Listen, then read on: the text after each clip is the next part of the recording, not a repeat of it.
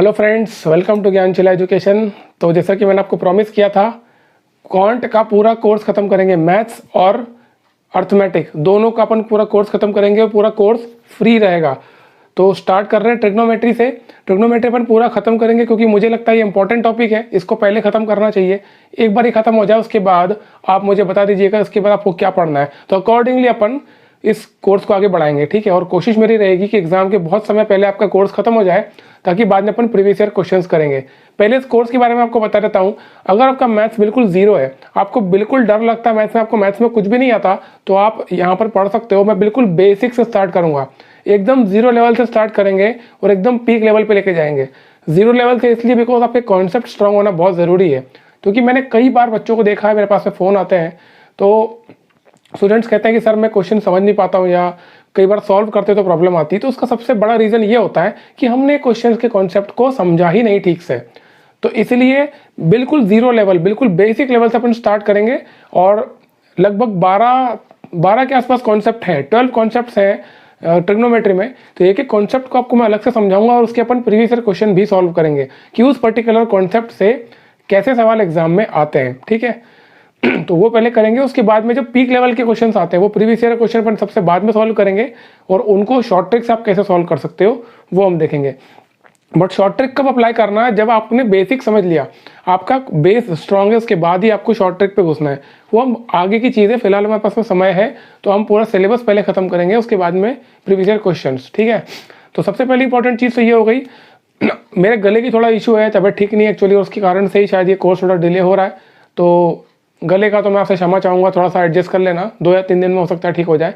ठीक है, और आपसे रिक्वेस्ट करूँगा कि आप एक कॉपी और एक पेन लेके जरूर बैठिएगा अपने पास में, क्योंकि जब मैं आपको कॉन्सेप्ट बताऊँगा यहाँ पर, तो बहुत सारी चीज़ें ऐसी होंगी जो मतलब हम पढ़ते पढ़ते क्वेश्चन सॉल्व करते करते फॉर्मूले डिराइव करेंगे, या कुछ ऐसी चीज़ें डिराइव करेंगे जो कि एज अ फॉर्मूला आपको एग्जाम में यूज़ करना है। मतलब उसको आप शॉर्टकट मेथड समझ सकते हो। तो एक कॉपी और पेन आपके पास में होना चाहिए। अगर आपके पास में नहीं है तो तुरंत अपने पास में लाइए और उसके बाद देखना शुरू कीजिएगा, क्योंकि एक एक चीज़ अपन डिटेल में पढ़ने वाले हैं और इसके बीच बीच में काफ़ी सारी इंपॉर्टेंट चीज़ें भी आती जाएगी। ठीक है, तो ये इंपॉर्टेंट चीज़ हो गई। सबसे पहले अपन देख लेते हैं इसका सिलेबस, ट्रिग्नोमेट्री का, सॉरी वेटेज। ट्रिग्नोमेट्री का वेटेज कितना है, कितना क्वेश्चन आते हैं। तो आप बात करें टीयर 1 प्लस टीयर 2 दोनों में, ट्रिग्नोमेट्री में 100 इधर आते हैं आपके क्वेश्चन और 25 क्वेश्चन टीयर 1 इधर। मतलब टीयर 2 में आपके 100 क्वेश्चन है और टीयर 1 में आपके 25 क्वेश्चन आते हैं। तो कुल मिला करके 125 क्वेश्चन में से इसका 10% के आसपास वेटेज है। मैंने देखा कई बार 12-13 क्वेश्चन भी आते हैं टीयर 2 में केवल, कई बार 8-9 क्वेश्चन आते हैं, लेकिन ऑन एवरेज 10 क्वेश्चन आ जाते हैं और 2-3 क्वेश्चन आपके टीयर 1 में आते हैं। तो ओवरऑल अगर आप देखेंगे तो इसका 10% वेटेज है, यानी कि 250 नंबर का आपका, अगर आप टीयर 1 टीयर 2 मिला करके आपका क्वांट आता है, तो केवल ट्रिग्नोमेट्री का वेटेज है 25 मार्क्स। ठीक है, तो 25 नंबर कम नहीं होता है फ्रेंड्स, और 25 नंबर ऐसा नंबर है जिसको आप गंवा नहीं सकते। इन 25 नंबर की जवाबदारी मैं ले सकता हूँ। मैं आपको जितना पढ़ाऊंगा आप ध्यान से पढ़िएगा, जितना प्रैक्टिस करने को मैं कहूँ प्रैक्टिस भी कीजिएगा, और उसके बाद आपको पता चलेगा कि आपका 1 नंबर भी एग्जाम में नहीं कट रहा। ठीक है, सब कुछ समझेंगे, बेस स्ट्रॉन्ग करेंगे, प्रैक्टिस करेंगे, फिर शॉर्टकट मेथड्स भी देखने वाले हैं। ऑलराइट, तो शुरू करते हैं सबसे पहले स्टार्टिंग विद ट्रिग्नोमेट्री बेसिक, बिल्कुल नाम से। ट्रिग्नोमेट्री का नाम कहाँ से आया? ट्रिग्नोमेट्री में देखो, ये ट्रिग्नोमेट्री वर्ड है ना, ये वर्ड 2 शब्दों से मिलकर बना है। तो एक वर्ड तो है इसका ट्राइगोनॉन, एक, और एक आपका मेट्रॉन। बेसिकली ये ग्रीक वर्ड है, ये ग्रीक वर्ड है, इन दोनों को से मिलकर के ट्रिग्नोमेट्री बना है। तो ये ट्राइगोनॉन का मतलब क्या होता है? इसका मतलब होता है ट्रायंगल। ठीक है, इसका मतलब होता है ट्रायंगल। और मेट्रॉन का मतलब होता है मेजर करना, टू मेजर। ठीक है, अगर आप त्रिकोणमिति देखोगे हिंदी वाला, वो एक संस्कृत शब्द है, और संस्कृत शब्द त्रिकोण प्लस मिति। तो त्रिकोण का मतलब हो गया त्रिभुज, जिसको हिंदी में कहते हैं, इंग्लिश में कहते हैं ट्रायंगल, और मिति का मतलब मापना। तो बेसिकली ट्रिग्नोमेट्री में हम क्या करते हैं? ट्रिग्नोमेट्री में ट्रायंगल को मेजर करते हैं। अब आपका ये सवाल होना चाहिए कि ट्रायंगल के अंदर ऐसा क्या होता है जिसको हमको मेजर करना पड़ता है। तो मान लीजिए एक ट्रायंगल है, ये एक ट्रायंगल है, ट्रायंगल ABC, ट्रायंगल ABC। अब इस ट्रायंगल में आपको क्या क्या दिख रहा है? Angle A, angle B, angle C। तो इस ट्रायंगल में 3 एंगल्स हैं, तो 3 एंगल्स आपके पास होते हैं, और AB, BC, CA 3 साइड्स हैं, तो 3 साइड्स भी आपके पास में है।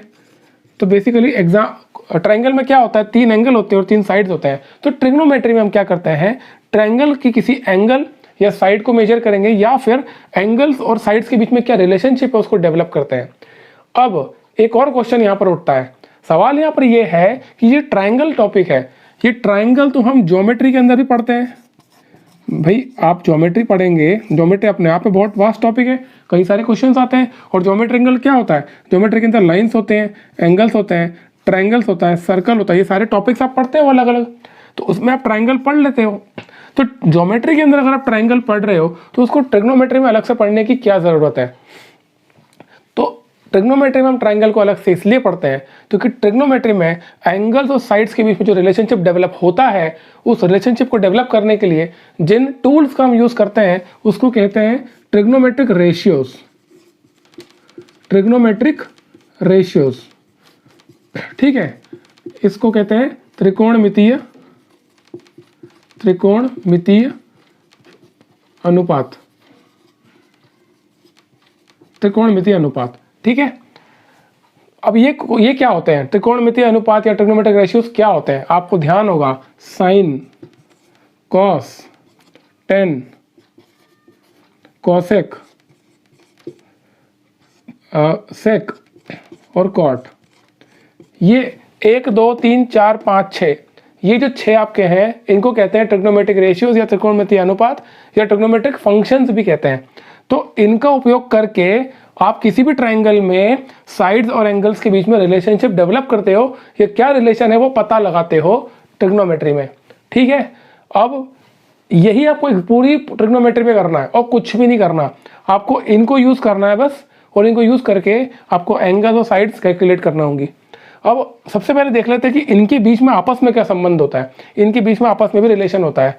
तो जैसे साइन है, कॉस है, टेन है, कॉसेक्स है, कॉट है, इनके आगे एंगल लगता है कोई थीटा, ठीक है ना, sine theta, cos theta, cosec theta, sec theta, tan theta और कॉट थीटा, इनके आगे एंगल लगता है और एंगल लगा करके ये पूरा बनता है।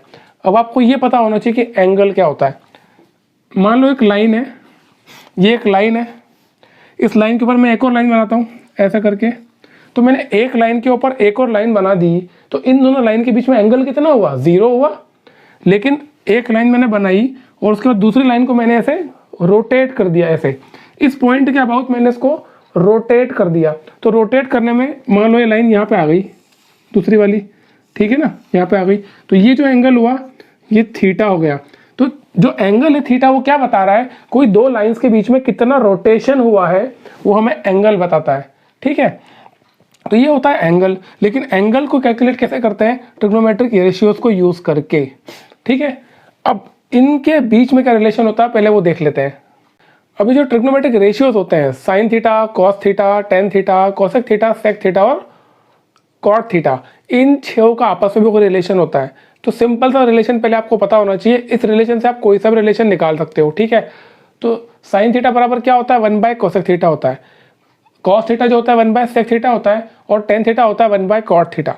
तो बेसिकली आप ध्यान से देखोगे तो आपको बड़ी आसानी से याद हो जाएगा, साइन और कोसेक एक दूसरे के इन्वर्स होते हैं, मतलब इनको भाई बहन कहते हैं। बेसिकली भाई बहन कैसे होते हैं, एक दूसरे के उल्टे होते हैं, हमेशा उल्टे चलते हैं। जैसे मेरी सिस्टर, अब तो शादी हो गई, लेकिन शादी के पहले जब बहुत ज़्यादा लड़ाई होती थी, बहुत ज़्यादा लड़ते थे, तो बिल्कुल उल्टे होते थे ना। अगर मुझे कुछ करना तो उसका ठीक उसको उल्टा करना होता था, या मैं तो अगर सीधा ही था, मैं इतनी लड़ाई नहीं करता था, पर जनरली ऐसा होता है, ठीक है। तो उल्टे क्या होते हैं, साइन थीटा कोसेक थीटा भाई बहन है, cos theta sec theta, cos sec और टेन कॉट, याद हो जाएगा, बहुत मुश्किल नहीं है, ठीक है।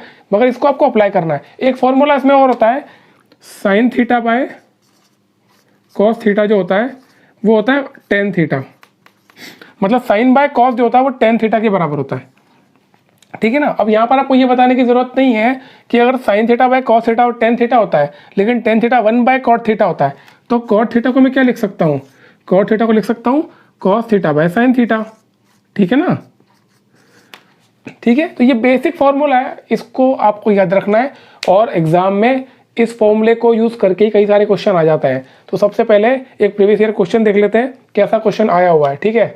एक क्वेश्चन आया था, sine 60 cosec 60 plus tan 30 cot 30, ठीक, इसकी आपको वैल्यू निकालनी थी, इसकी आपको वैल्यू निकालना है। अब आप बताओ साइन थीटा बराबर क्या होता है, 1 बाय कोसेक थीटा होता है। तो इसका मतलब क्या हुआ, sine theta into cosec theta बराबर 1 होना चाहिए। भाई इसको मैं इधर ले गया है ना, तो sine theta into cosec theta 1 होना चाहिए। ये 1 कब होगा, ध्यान रखना, जब ये थीटा थीटा साइन में और कोसेक में जो एंगल है वो बराबर होना चाहिए, है ना। ये थीटा है तो ये भी थीटा होना चाहिए। अब क्वेश्चन में आप देखो, क्वेश्चन में क्या दिया हुआ है, sine 60 degree cos 60 degree, sine 60 degree cos 60 degree, दोनों तरफ 60 60 है, तो साइन इंटू कोसेक क्या हो जाएगा 1, तो ये आ गया 1, इसकी वैल्यू आ गई 1।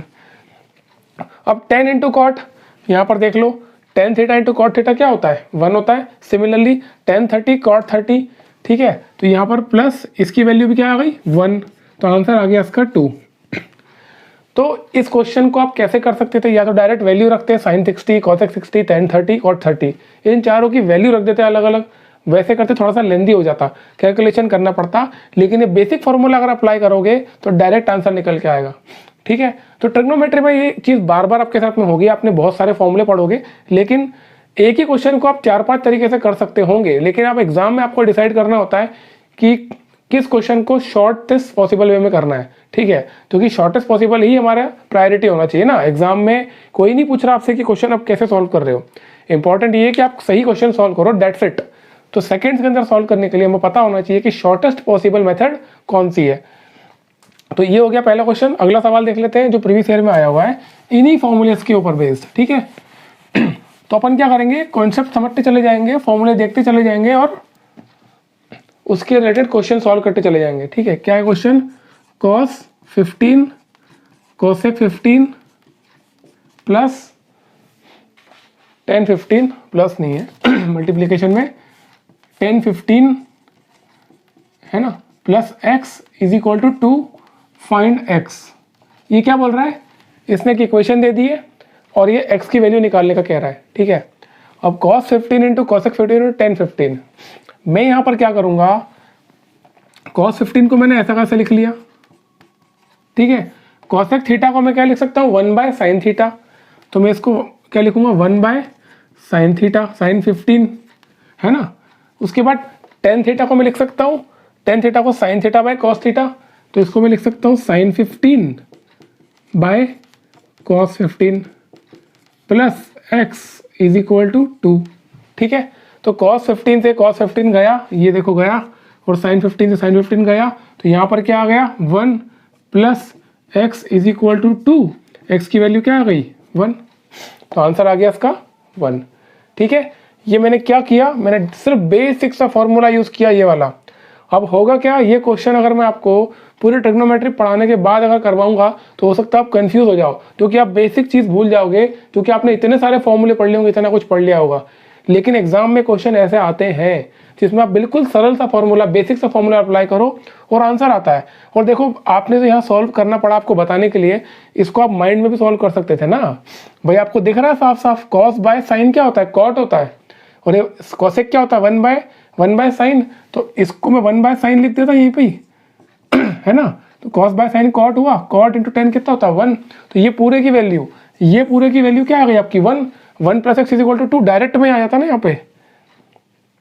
तो ऐसे सवाल तो जो माइंड में सॉल्व होते हैं हार्डली 10 सेकेंड्स। ठीक है, तो बस आपको बेसिक पता होना चाहिए, फॉर्मूले सारे पता होना चाहिए। हमारा पर्पस यही है कि हम एक एक चीज़ अच्छे से पढ़ेंगे, डिटेल में पढ़ेंगे, ताकि कोई चीज़ छूटे ना। ठीक, अगला सवाल इंपॉर्टेंट सवाल है और इसमें कन्फ्यूजन हुआ है, कई बच्चों को कन्फ्यूजन हुआ है, तो इसको देख लेते हैं। बस ऐसे ही एक एक कॉन्सेप्ट पढ़ते चले जाएंगे, फॉर्मूले देखते चले जाएंगे और क्वेश्चन सॉल्व करते जाएंगे, तो आपको कुछ भी छूटेगा नहीं। ठीक है, क्वेश्चन है 2 sin 18 cos 72 प्लस है क्या, ओके मल्टीप्लीकेशन है ब्रैकेट में, ये ब्रैकेट में 3 tan 36 cot 36 फिर ब्रैकेट में 4 cosec 18 sec 72, इसकी वैल्यू निकालनी थी। आप देखो इसकी वैल्यू निकालना है। अब यहाँ पर आपको वही फॉर्मूला यूज़ करना है। आपको ये समझ में आ गया होगा अब तक, साइन इंटू कॉसेक ये 1 होता है, और मैं इक्वल कर सकता हूँ, है ना, कॉस इंटू सेक भी 1 होता है, और टेन इंटू कॉट भी 1 होता है। इन तीनों की वैल्यू 1 होती है, मतलब कि तीनों बराबर होते हैं बेसिकली। मतलब थीटा अगर है, साइन थीटा कोसेक थीटा अगर सिमिलर एंगल है ना, तो तीनों की वैल्यू 1 होगी, है ना। इसकी वैल्यू 1 होगी, इसकी 1 होगी, इसकी 1 होगी, ये आप ध्यान रखो। तो आपको यहाँ पर आइडेंटिफाई करना है कुछ, क्या करना है, साइन 18 कोसेक 18 ये पूरा मल्टीप्लाई हो रहा है ना। अगर हम ब्रैकेट तो दिखाने के लिए है, ब्रैकेट अगर हटा दूंगा तो पूरा मल्टीप्लाई हो रहा है। तो साइन 18 इंटू कोसेक 18 कितना हो गया 1। तो मैं इसको काट देता हूँ क्योंकि इसका मल्टीप्लिकेशन 1 आ रहा है ना। कॉस 72 और सेक 72 देखो, ये थीटा 72 और 72 दोनों के एंगल कॉमन है, तो इन दोनों का मल्टीप्लिकेशन हो गया 1, इनको भी काट दिया। tan 36 cot 36 दोनों के एंगल कॉमन है, इसको भी काट दिया। तो बेसिकली पूरी इक्वेशन को मल्टीप्लाई करोगे तो 1 ही आ रहा है, लेकिन यहाँ पर 2 है, 3 और 4 है, तो 2 इंटू 3 इंटू 4 ये करना है बस, ठीक है। 4 3 12 20 24 आंसर आया 24 आंसर। तो देखने में क्वेश्चन डरावना लग रहा है, अगर आप पहली बार में देखोगे तो आपको लगेगा यार वैल्यू निकालना पड़ेगी इसकी, हो सकता है निकालना पड़े, बट इसको डायरेक्ट सॉल्व कर सकते हैं ऐसे, ठीक है। तो बहुत ही बेसिक फॉर्मूला है, फिर से कह रहा हूँ, लेकिन ये आपको हो सकता है एग्जाम में क्लिक ना हो, ठीक। तो आपको करना कुछ नहीं है, आपको ऐसे क्वेश्चंस को बार बार रिपीट करना है। ये जो 3 सवाल मैंने करवाए आप खुद भी इसको सॉल्व करेंगे अलग से। इसको क्वेश्चन को ऐसा कैसा लिखो अपनी कॉपी में, और जैसा मैंने बताया वैसा सॉल्व करो इसी फॉर्मूले को अप्लाई करके, ठीक है। तो आपको ये फॉर्मूला याद हो जाएगा। ऑलराइट, अब आगे बढ़ते हैं अगला कॉन्सेप्ट। चलिए अब आगे बढ़ते हैं। अभी आपने देखा पिछले लेक्चर में, पिछले सेशन में, कि हमने ट्रिग्नोमेट्रिक रेशियोज पढ़े और उनके आपस में संबंध पढ़े, इनके आपस में क्या रिलेशन है। Sine theta, cos theta, tan theta, cosec theta, sec theta और कॉट थीटा, ये 6 प्रकार के ट्रिग्नोमेट्रिक रेशियोज होते हैं। इनके आपस में क्या रिलेशन थे मैंने आपको बता दिया, आपने फॉर्मूले जान लिए। अब यहाँ पर आपने एक चीज नोट करनी है, यहाँ पर अगर मैं लिखता हूँ साइन थीटा, तो यहाँ पर ये थीटा क्या है, ये थीटा क्या है, ये किसी दो लाइन के बीच में एंगल है। एंगल क्या होता है इसका कॉन्सेप्ट मैं आपको बता चुका हूं। एंगल क्या होता है, यानी कि कोण, ये क्या चीज है, कोण क्या होता है, कोई दो लाइन के बीच में जो रोटेशन होता है उसको मापने के लिए हम क्या यूज करते हैं, एंगल। तो हमेशा ट्रिग्नोमेट्रिक रेशियोज के साथ में थीटा लगेगा। ये थीटा की जगह कोई दूसरी चीज लिख सकते हो, इसको आप अल्फा भी लिख सकते हो, या सिंपल आप साइन ए लिख सकते हो, है ना, साइन बी। एंगल का नाम तो कुछ भी दिया जा सकता है, बट इसके साथ में जो है एंगल लगेगा ही लगेगा। अब यहाँ पर सवाल ये उठता है कि मैं साइन के साथ में थीटा लगाता हूँ, ये एंगल है, तो पक्की सी बात है कि एंगल की कोई ना कोई वैल्यू भी होगी, ठीक है। मैं अगर साइन लिख रहा हूँ और मान लो एंगल ये 30 डिग्री है, तो साइन 30 की कुछ वैल्यू होगी, ठीक है। अगर थीटा की वैल्यू मान लो 90 डिग्री है, तो यहाँ पर मैं साइन 90 लिखूंगा, है ना।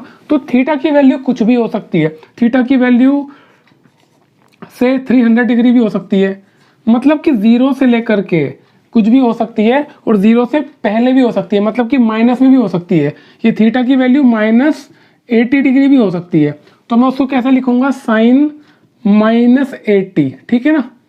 तो थीटा की वैल्यू जो है वो माइनस में भी कुछ भी हो सकती है, प्लस में भी कुछ भी हो सकती है, और 0 भी हो सकती है। अब हमारे लिए काम यहाँ पर यह है कि हमें थीटा की कुछ वैल्यूज तो पता होना ही चाहिए। वैसे तो ये इनफाइनाइट है ना भाई, माइनस में कितनी भी हो गई, प्लस में भी कितनी हो गई है, लेकिन कुछ वैल्यूज ऐसी होती है जो हमको याद करना पड़ेगी, क्योंकि एग्जाम में क्वेश्चंस आते हैं, ठीक है। तो अब हम देख लेते हैं कुछ बेसिक वैल्यूज जो साइन की, कॉस की, टेन की, कॉट की, सेक की और कॉसेक की, जो हमको याद करना ही पड़ेगी अगर हमें एग्जाम में क्वेश्चन सॉल्व करना है तो, ठीक है। हालांकि जो मैं ट्रिक आपको बताने वाला हूं उसको बहुत ही सरलता से आप पूरा का पूरा समझ सकते हो। इसमें एक्चुअल में हमें कितनी वैल्यू याद करनी है ट्रिग्नोमेट्रिक रेशियोज की, एक तो होगी आपकी 0 डिग्री, फिर आपका 30 डिग्री, फिर 45 डिग्री, फिर 60 डिग्री, फिर 90 डिग्री। 1 2 3 4 5 वैल्यूज आपको याद करना है ट्रिग्नोमेट्रिक रेशियोज की, ठीक है। इसका बना लेते हैं कॉलम, 3 4 और वो 5वां हो गया, ठीक है। अच्छा, ये जो सारी वैल्यूज है ना थीटा की, ये डिग्रीज में होती है, ये डिग्री ऐसा होता है छोटा सा ऊपर, ठीक है, ये ध्यान रखना, डिग्रीज डिग्रीज। अब ये डिग्री अगर मैं क्यों बता रहा हूँ ऐसा, क्योंकि डिग्री नहीं होगा तो कुछ और होगा, वो होता है रेडियंस, है ना। एक होता है डिग्रीज, ये देख लो, एक होता है डिग्रीज और एक होता है रेडियंस।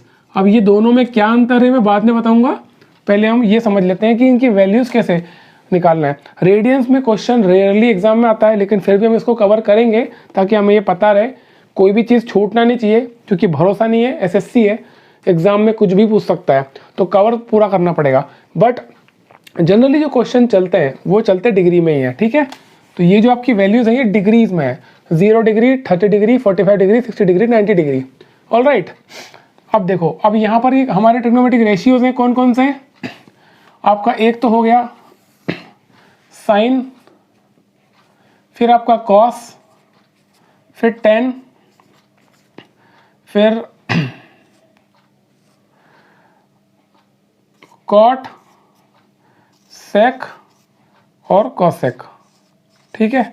1 2 3 4 5 6 ट्रिग्नोमेट्रिक रेशियोज है, 1 2 3 4 5 आपकी डिग्री की वैल्यूज हैं। इसका मतलब क्या है, 6 × 5, 6 पंजे 30, आपको टोटल 30 वैल्यूज हैं, वो याद करना पड़ेगी।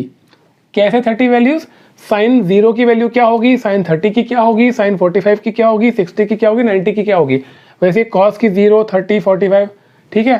10 0 डिग्री की वैल्यू क्या होती है, साइन 30 की क्या होती है। तो कोई चिंता की बात नहीं है, जो ट्रिक मैं आपको बताने वाला हूँ इस ट्रिक को आप थोड़ा ध्यान से देख लेना। इस ट्रिक को जो मैं आपको बताने वाला हूँ उसको पेपर पे एक बार ट्राई भी कर लेना। आप जो अभी वीडियो में देखने वाले हो, इसके बाद ये पूरी की पूरी 30 वैल्यूज़ आपको वैसे ही रखने वाली है, और मैं आपको प्रैक्टिस भी करवा दूंगा कि इन वैल्यूज़ को आपको कैसे याद रखना है। तो बहुत ही सिंपल सी ट्रिक है, डरने वाली बात नहीं है।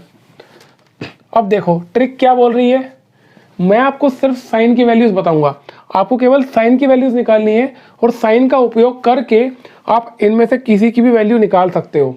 कैसे निकालोगे, क्योंकि आपको मैंने इनका आपस में रिलेशन बता दिया है, इनका आपस में रिलेशन क्या होता है, ठीक है। अब शुरू करते हैं ट्रिक। अपनी ट्रिक क्या है, यहां पर आप लिखोगे 0 1 2 3 4, लिख दिया। क्या लिखा मैंने, 0 1 2 3 4, 4 तक लिख दिया। अब क्या करेंगे, सबको 4 से डिवाइड कर दो। सबका क्या किया मैंने, भाग लगाया 4 से। क्या किया, एक इसको अंदर कर दो बक्से में, सबका मैंने भाग लगाया 4 से। 2 divided by 4, 3 divided by 4, 4 divided by 4, ठीक है ना। समझ में आया क्या किया, 0 1 2 3 4 लिखा, 1 2 3 0 1 2 3 4, और सबको 4 से डिवाइड कर दिया। अब इन सबका स्क्वायर रूट कर लो। क्या करो, सबका स्क्वायर रूट कर लो, इसका भी स्क्वायर रूट, इसका भी और इसका भी स्क्वायर रूट कर लिया। अब इसको सॉल्व कर लो आप।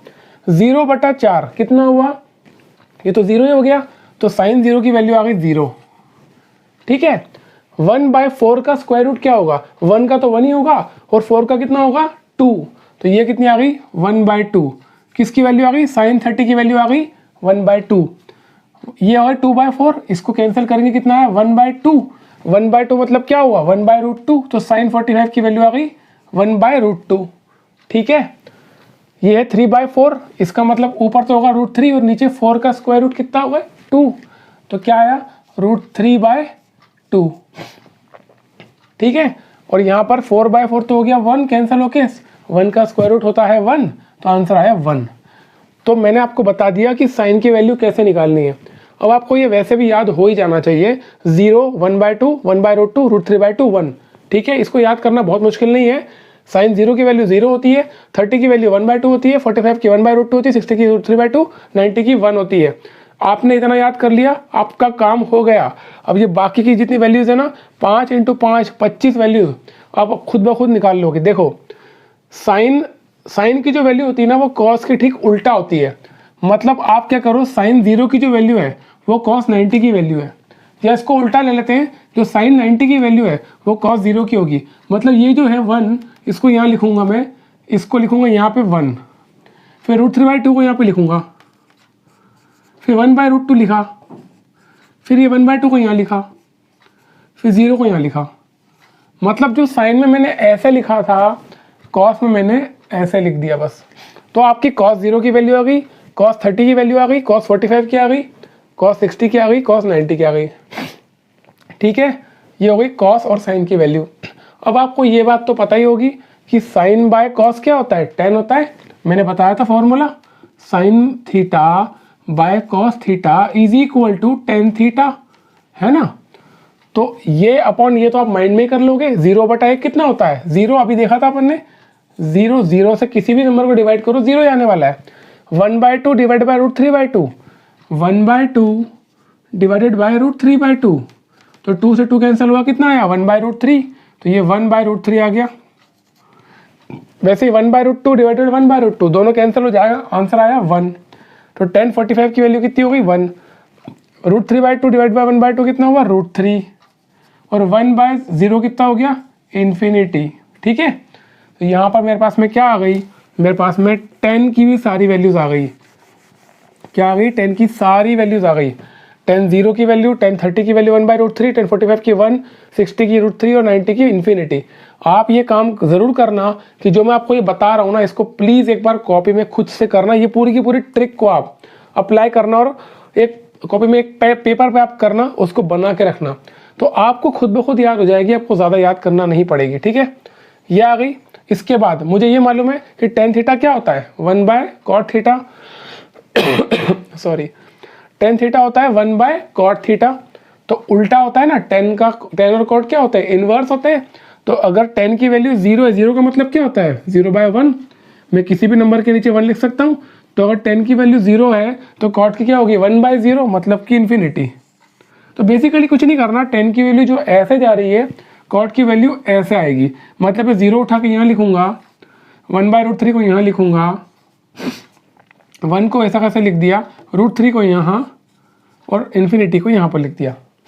ठीक है ना, ये आ गई साइन कॉस tan cot। अब सेक की आपको बताने की जरूरत है क्या, साइन थीटा क्या होता है 1/कोसेक थीटा।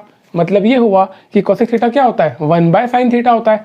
कोसेक थीटा क्या होता है 1/sin थीटा। तो अगर साइन थीटा की वैल्यू 0 है तो कोसेक थीटा की वैल्यू क्या होगी 1/0, मतलब कि ये इन्फिनिटी हो गया। ठीक है ना, cos 30 की वैल्यू कितनी होगी 2, cos 45 की वैल्यू कितनी होगी 1/√2। कुछ नहीं करना, उल्टा कर रहे हैं अपन। मैंने आपको बताया था साइन और कोसेक क्या भाई बहन होते हैं, उल्टे होते हैं एक दूसरे के। तो अगर ये 1/2 है तो ये 2 होगा, मतलब साइन 30 की वैल्यू 1/2 है तो कोसेक 30 की वैल्यू कितनी होगी 2 होगी। साइन 45 की 1/√2 है तो कोसेक 45 की √2 होगी। साइन 60 की √3/2 है तो कोसेक 60 की 2/√3 होगी। और ये अगर 1 है तो ये 1 ही होगी। ठीक है ना, बहुत सिंपल है। अब सेक आपने जैसा साइन और कॉस को किया था ना, वैसे सेक और कोसेक को कर सकते हो। जैसे कोसेक यहाँ से इधर जा रहा है, वैसे ही सेक उधर से इधर आएगा। मतलब कि यहाँ पर इन्फिनिटी होगा, यहाँ पर 2 होगा, यहाँ पर √2 होगा, यहाँ पर 2/√3 होगा और यहाँ पर होगा 1। ठीक है, एज सिंपल एज दैट। तो जो मैंने तरीका आपको बताया, इसने अपन ने क्या करा, अपन ने 5 वैल्यूज, पांचों वैल्यूज 6 और ट्रिग्नोमेट्रिक रेशियोज की निकाल ली, यानी कि 30 वैल्यूज यहाँ पर आ गई है एक ट्रिक के माध्यम से, ये वाली ट्रिक। तो ये वाली ट्रिक आपसे निवेदन है, रिक्वेस्ट है, अनुरोध है, आप इसको ज़रूर, ये पूरा जब सेशन खत्म हो जाए तो इस ट्रिक को आप अच्छी तरह से खुद से प्रैक्टिस कीजिए, ताकि आपको प्रैक्टिस हो जाए कि कैसे निकालना है। क्योंकि ये याद होना बहुत ज़रूरी है फ्रेंड्स। अगर आपको याद नहीं रही, एग्ज़ाम में ये सोचना पड़ी ना, तो एग्ज़ाम देने का कोई मतलब नहीं है। ये मतलब फिंगर टिप्स में होना चाहिए। अगर मैं आपसे आंख बंद करके फटाक से पूछूं कि आपकी साइन 45 की वैल्यू कितनी 1/√2, साइन 60 की वैल्यू √3/2, tan 45 की वैल्यू 1 है ना, cot 45 की वैल्यू 1, cot 30 की वैल्यू √3, ऐसे इंस्टेंटली आपका जवाब आना चाहिए। ठीक है, तो इसको पहले तैयार कर लो, फिर जब क्वेश्चन सॉल्व करेंगे तो ऑटोमेटिकली आपको ये वैल्यूज मेमोराइज हो जाएगी। ठीक है ना, तो हालांकि आपको याद यही करना है, बस साइन की वैल्यू याद कर लो, साइन से आप सारी वैल्यू डिराइव कर सकते हो ऑटोमेटिकली। कैसे कर सकते हो, जैसे कि मान लो आपको केवल साइन की मालूम है, साइन की 0 होती है, 30 की 1/2 होती है, 45 1/√2 होती है, साइन 60 की √3/2, 90 की 1 होती है। इतनी याद कर लिया आपने, कोई बात नहीं। अब मैं आपसे पूछता हूँ, मान लो सेक, पहले पूछता हूँ कोसेक 60 की वैल्यू क्या होती है ना, कोसेक 60 की, अपन इसको भूल जाओ पूरे टेबल को। कोसेक 60 क्या होता है 1/sin 60। तो साइन 60 की वैल्यू तो मुझे याद है कितनी होती है √3/2, तो कोसेक 60 कितना हो गया 2/√3 आ गया। 2/√3 है कि नहीं। अब मैं मान लो आपसे पूछता हूँ सेक 60 की पूछ लेते हैं, चलो सेक 60। तो मैंने आपसे क्या कहा था, साइन 30 जो होता है वो सेक कॉस 60 होता है, मतलब साइन 30 कितना होता है 1/2। भाई यहाँ से ले गए थे ना अपन, इसको मैंने यहाँ लिखा था, इसको यहाँ लिखा था, इसको यहाँ लिखा था। तो 30 क्या होता है, जो साइन 30 की वैल्यू होती है वो कॉस 60 की वैल्यू होती है। तो साइन 30 कितना 1/2, कॉस 60 होगा 1/2। तो कॉस 60 अगर 1/2 है तो सेक 60 क्या होता है, उसका उल्टा हो गया कॉस का। तो ये कितना हो गया 2, ठीक है ना। तो ऐसे ही करना है। अभी थोड़ा सा टफ लगेगा, लेकिन जैसे जैसे सवाल सॉल्व करोगे बड़ा आसान हो जाएगा और आपके लिए वैल्यूज निकालना बहुत ईजी हो जाएगा, ठीक है। और सबसे बड़ा खेल मैंने आपको बताया कई बार कि सबसे बड़ा खेल क्या है, प्रैक्टिस प्रैक्टिस प्रैक्टिस। किसी भी चीज़ को समझ लेना कोई बड़ा काम नहीं है, कोई तीर मारने वाला काम नहीं, दुनिया समझ लेती है। लेकिन बैठ करके प्रैक्टिस करना घंटों घंटों, असली खेल वो है। और जिसने वो किया है वो ही चैंपियन बना है। और क्योंकि अब आप पढ़ रहे हो तो अब मैं आपसे अपेक्षा करूँगा कि आप प्रैक्टिस भी करोगे, ठीक है। इससे रिलेटेड अपन क्वेश्चन कर लेते हैं कि एग्जाम में क्वेश्चन कैसे आते हैं, क्योंकि हमको ये भी पता होना चाहिए कि क्वेश्चन वैल्यूज़ के क्वेश्चंस कैसे पूछे जा रहे हैं, ठीक है। तो जितने क्वेश्चन हम करेंगे वो सारे के सारे प्रीवियस ईयर क्वेश्चन ही होंगे, क्योंकि प्रीवियस ईयर क्वेश्चन ही इंपॉर्टेंट है। प्रीवियस ईयर क्वेश्चन हमको ये बताते हैं कि एग्जाम में कैसे सवाल पूछे जाते हैं, ठीक है। बेसिक हमने समझ लिया है। अब इससे संबंधित क्वेश्चन कौन कौन से आए हुए देखो। एक क्वेश्चन है find the value of, direct लिखता हूँ equation, sine 45 cos 30 plus cos 45 sine 30, इसकी आपको वैल्यू निकालना है। और ऑप्शन दिया हुआ है √3 + 1/2√2, √3 - 1/2√2। कई लोग तो इसको सॉल्व कर भी लेंगे शायद इतनी देर में, 1/2 और D 0, ठीक है। अब मैंने आपको टेबल बता दिया है, आपको मालूम होना चाहिए साइन 45 की वैल्यू क्या होती है 1/√2, 1/√2 होती है। कॉस 30 क्या होता है, जो साइन 60 होता है वही कॉस 30 होता है, बताया था मैंने। ऐसे ले गए थे अपन, साइन 30 होता है कितना 1/2, तो कॉस 60 भी क्या होगा 1/2। तो ये हो गया, सॉरी कॉस 30 है, तो ये कॉस 30 जो क्या होगा, जो साइन 60 होगा, तो क्या होगा ये √3/2, ठीक है। प्लस कॉस 45 की वैल्यू 1/√2, कॉस 45 और साइन 45 बराबर होता है ना। साइन 30 की वैल्यू क्या हो गई, जो सॉरी तो 1/2 हो गई ना, वही है 1/2, ठीक है। तो इसको ऐड करेंगे तो नीचे देखो 2√2 कॉमन आ गया, तो आंसर आया √3 + 1/2√2, ठीक है। तो ये आपका आ गया आंसर। आंसर है ऑप्शन ए, √3 + 1/2√2, ठीक है। तो सिंपली वैल्यूज पुट करना थी और आंसर निकालना था। क्योंकि अभी अपन ने सीखा है कॉन्सेप्ट, तो चीज़ें सीख रहे हैं, तो हो सकता है कि अपने को समय लगे, लेकिन ये जो सवाल था ये बहुत ही ईजी था और ये सवाल जो था वो माइंड के अंदर सॉल्व करने वाला था। तो आपसे अपेक्षा यही रहेगी कि आप आगे चल के इस प्रकार के सवाल ब्रेन में करेंगे। अगला क्वेश्चन देख लेते हैं, x² tan² 60 is equal to 54 sign 30। वाह क्या सवाल है। फाइंड x का मान ज्ञात कीजिए, ठीक है।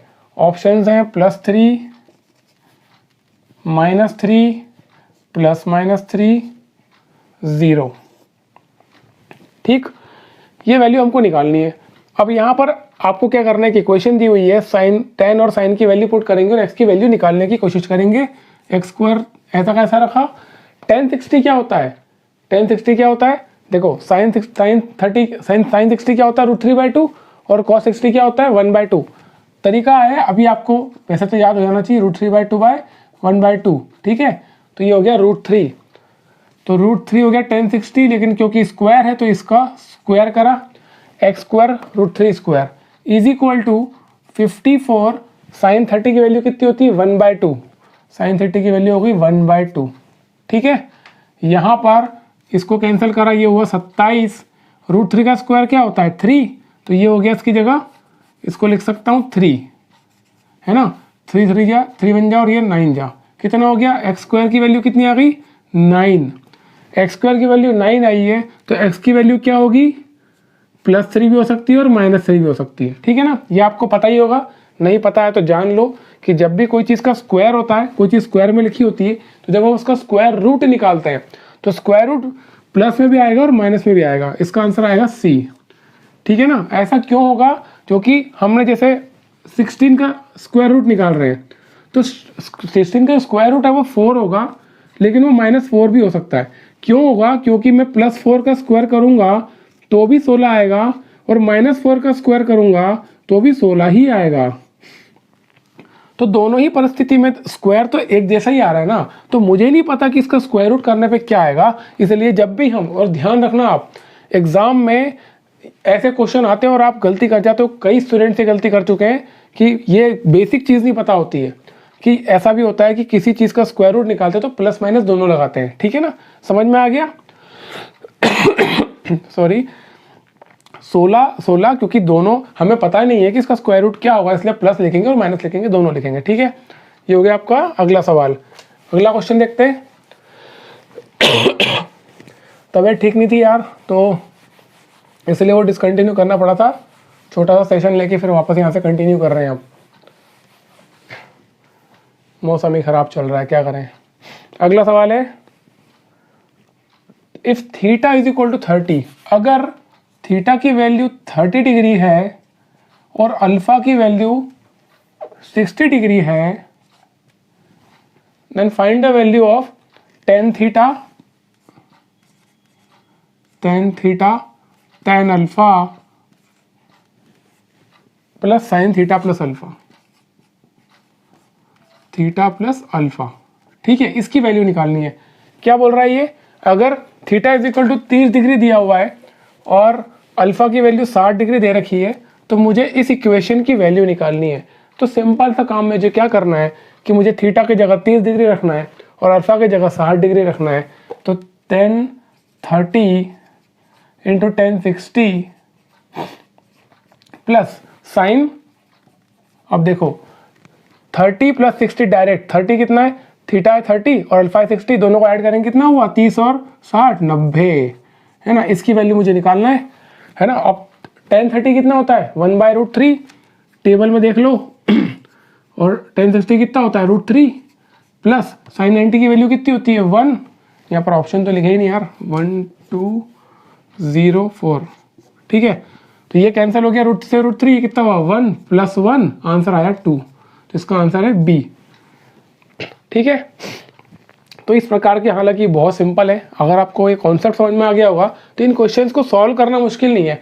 देखिए, आप एक चीज़ ध्यान रखना, जितना भी हम पढ़ेंगे ना, आपको पढ़ लेने के बाद लगेगा यार इसमें क्या है ऐसा ये है कि समझना मुश्किल काम नहीं है, समझ तो कोई भी लेगा, लेकिन जब सॉल्व करने की बारी आती है ना, तो बहुत सारे क्वेश्चंस प्रैक्टिस करना पड़ता है। और प्रैक्टिस के दौरान कई सारी शॉर्ट ट्रिक्स जनरेट होती है, कई सारे शॉर्टकट मेथड्स हम खुद करते हैं। मैं ये नहीं कह रहा हूँ कि कोई ये चमत्कार है या कोई मास्टर या कोई टीचर आपको बताएगा, हम करेंगे। शॉर्ट ट्रिक्स भी आपको बताने वाला हूँ, कैसे कई क्वेश्चन में आप डायरेक्ट आंसर निकाल सकते हो।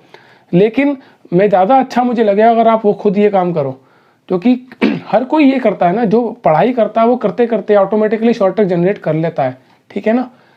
तो कोई बात नहीं यार, समय कम है तो हमें कम समय में ज़्यादा काम करना है। तो ये हो गया आपका एक कॉन्सेप्ट खत्म। अब आगे बढ़ते हैं।